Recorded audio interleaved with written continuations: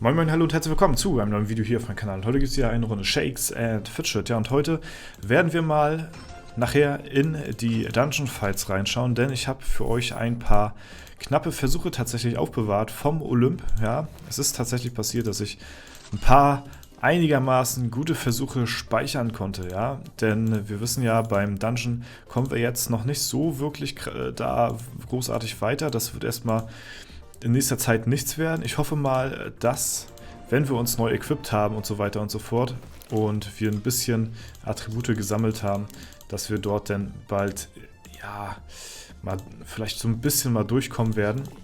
Ich bezweifle aber noch, dass das, ja, binnen nächster Monate noch irgendwie klappen wird, ja. Es sei denn, man kann sich jetzt beim nächsten, keine Ahnung, Legendary Dungeon so gut equippen. Ja, selbst dann wird es wahrscheinlich nicht großartig klappen. Also die Chance ist relativ gering, dass wir den besiegt bekommen. Ich kann euch aber auf jeden Fall mal die Tries zeigen, die jetzt bisher am besten aussahen. Und ja, da gehen wir auf jeden Fall jetzt mal rein. Bevor wir das machen, werden wir mal erstmal unser Gold festskillen und machen erstmal noch einen Free Try, ja. Free Try haben wir ja auch noch offen.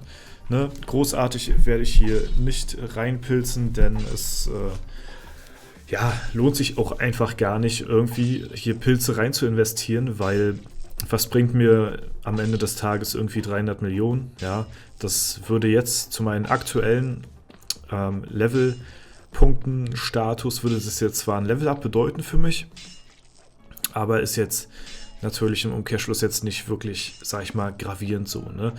Und ich sag mal, für die Pilzanzahl, die man dafür denn da lassen muss, lohnt es sich denn nachher nicht im Late Game großartig irgendwie Pilze in die Hand zu nehmen, um hier einen nächsten Dungeon-Gegner zu schaffen.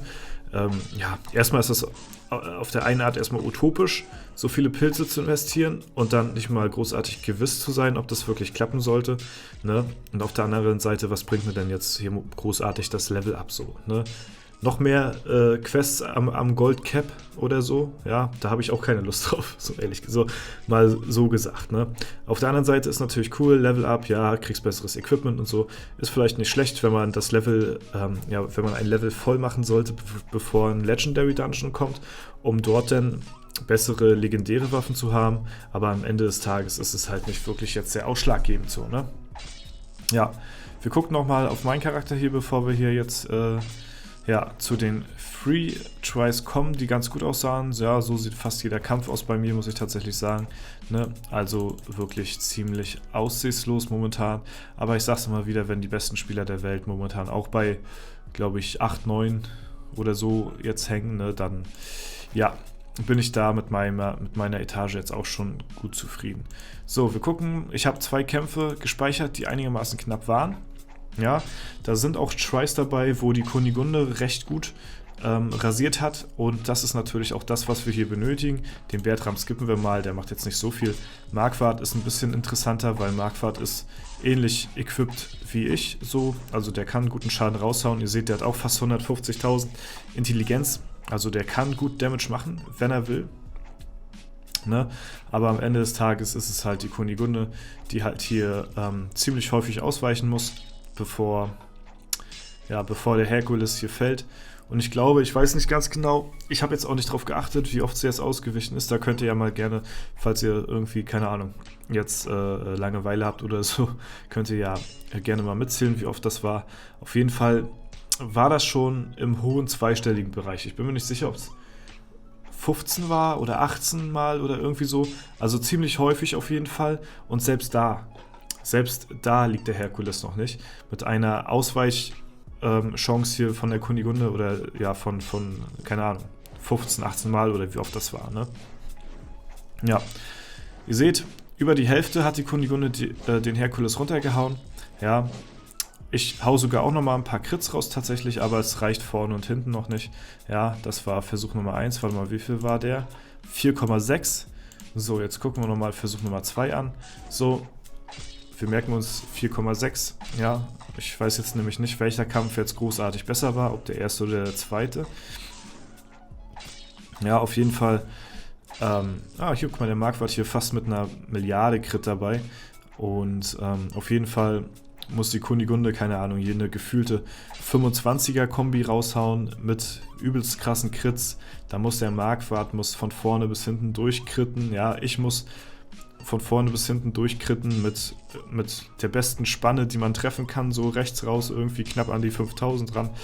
Ja, und dann wirklich nur kritten und Herkules darf mich kein einziges Mal kritten. So, dann könnte es eventuell klappen. Ja, dann könnte es wirklich eventuell klappen, dass der Herkules hier liegt. Ne?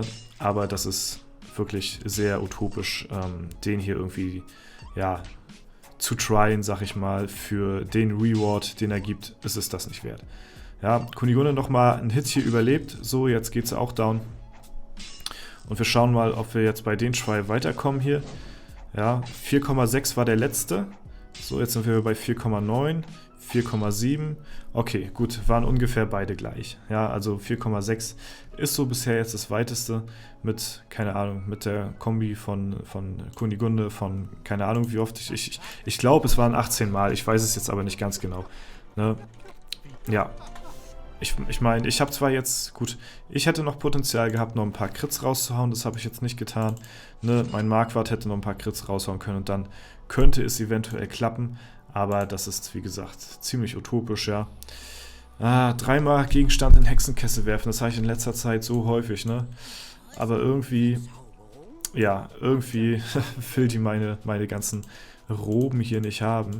Ja, was ich ziemlich schade finde tatsächlich. Ja, deswegen kann man da auch nichts machen, großartig.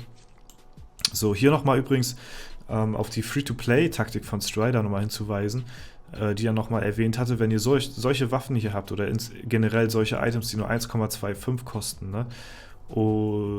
Und die irgendwie, ja, keine Ahnung, das vorzugsweise Waffen sind, die bringen ja am meisten Kristalle, so, das lohnt sich jetzt schon, das Ding hier zu zerlegen, ja, weil 1,25 ist jetzt nicht so viel Gold im Vergleich zu hier diesen 2,5 Millionen Items, so, ne?